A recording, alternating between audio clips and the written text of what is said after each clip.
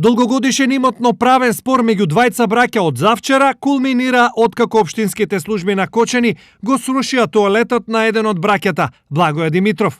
Со се бутна и плоча имаше и се, бањаме си одеме, бутна го у 10 сато у петоко. Ово си и наше место. Прододел го деверо, ние без да знаеме. Без да знаеме 2017 го он прододел.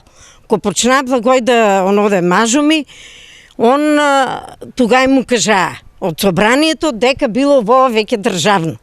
И бутна го за овај комшијата да си укарува коли. Рушењето на единствениот тоалет на Димитрови им го искомплицира животот бидејќи немаат услови за елементарна хигиена и место за физиолошки потреби.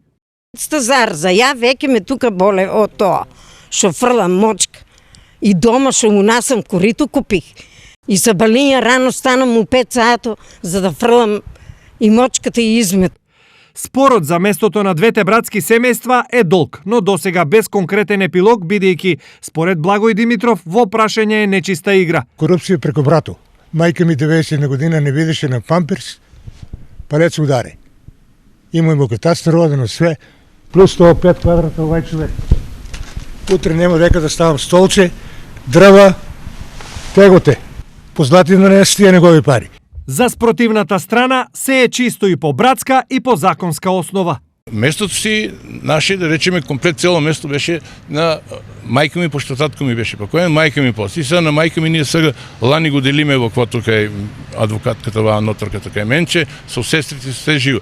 Предното место колку таму 16 квадрата кој има. Тие 16 квадрата е уште на мајка ми име, а после кај менче таму брат ми имаше, викаме, зад куќата 200 квадрата. И јас му ги давам на него што сака нека прави плац.